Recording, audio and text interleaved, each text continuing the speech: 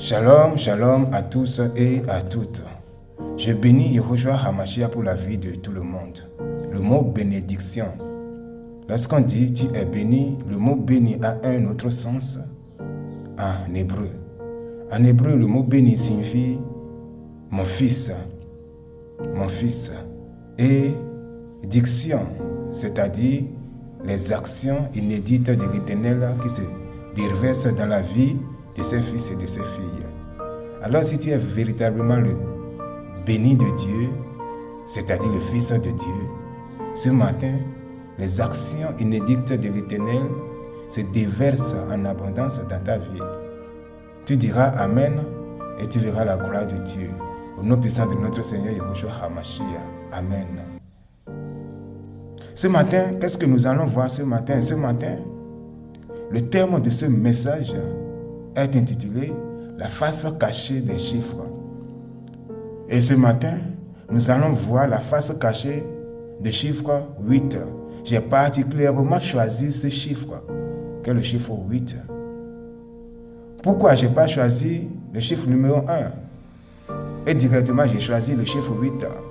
C'est parce que le chiffre 8 a une résonance, a un lien très étroit avec le mois dans lequel nous sommes. Donc je marche à ce rythme. Le mois dans lequel nous sommes, le 6e mois, qui est le mois de juin. Le chiffre 8, qui se dit en hébreu Shmonach ou Shmoner. Nous allons voir les 3 aspects lumineux divins qui se cachent dans le cœur du chiffre 8. Le premier aspect lumineux divin qui se cache dans le chiffre 8 qui se dit Shmona en hébreu est Shmo et Shmo en hébreu signifie son nom. Son nom. Il n'y a qu'un seul nom et c'est ce nom qui est au-dessus de tout nom. C'est le nom de Yehoshua Hamashia. Souvenez-vous de la fille de Pharaon.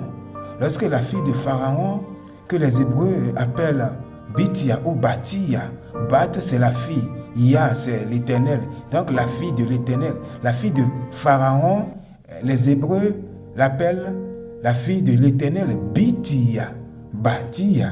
Lorsque Bathia avait vu ce petit garçon dans cette caisse au milieu des roseaux, la Bible a dit, la fille de Pharaon, Bathia, avait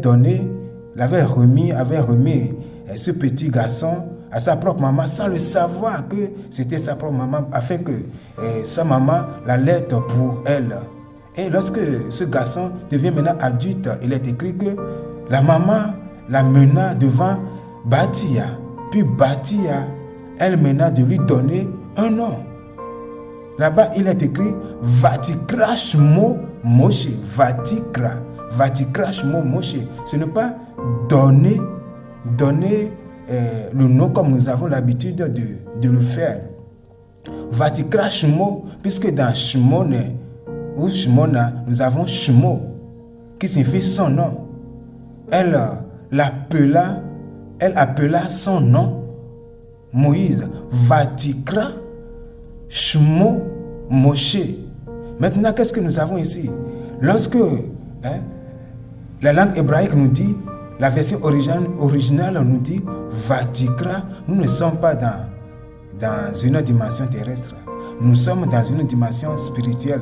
C'est comme si elle a eu une révélation à propos de ce nom qu'elle va donner à Moïse. Et la Bible a dit, Vatikra signifie, puis elle cria son nom. Elle cria, c'est-à-dire, elle a crié avec toute son essence.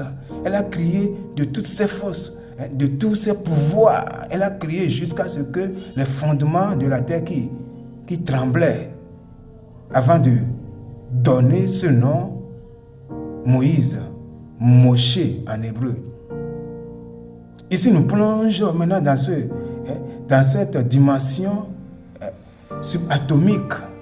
Vatikra Shmo. Voilà, lorsqu'on dit dans Shmo, nous avons Shmo, son nom. Son nom. Tout ce qui se passe, tout ceci représente une prophétie. le nom qui est au-dessus de tout nom, c'est Yehoshua HaMashiach. Alléluia. Maintenant, le deuxième aspect lumineux divin dans Shemona, puisque nous venons de voir Shemo, ça reste Na. Et Na est constitué de 2 lettres hébraïques. Ce Na, au fait, fusionne 2 dimensions à la fois à travers les lettres, puisque les lettres qui forment Na, les lettres hébraïques qui forment le mot Na, nous avons la première lettre se dit Nun et la deuxième lettre qui se dit He.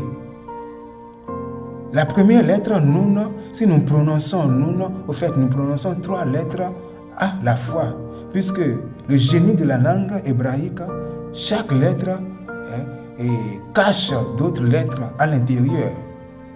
Et en détaillant chaque lettre, nous avons des lettres qui se pullulent, qui se multiplient en abondance. Maintenant, la lettre Nun, lorsque nous détaillons Nun, nous avons Non. Nun correspond à notre lettre dans notre alphabet, la lettre N. Maintenant, nous avons dans Nun, nous avons N et ou. N Vav. Et Vav correspond à notre ou. Et nous avons Nun à la fin, N à la fin. Ici, nous avons N ou N. Nun.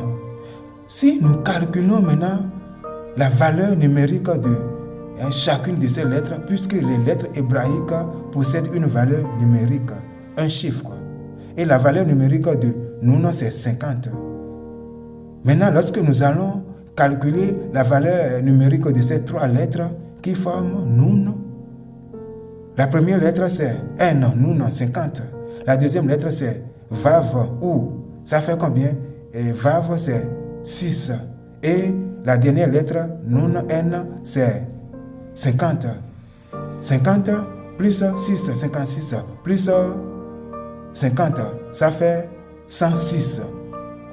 Maintenant, 106, lorsque nous réduisons maintenant ce nombre, ce chiffre, ça donne le chiffre 7. Le chiffre 7 qui symbolise le Shabbat de Dieu, le repos des repos, Shabbat Shabbaton, qui symbolise la victoire.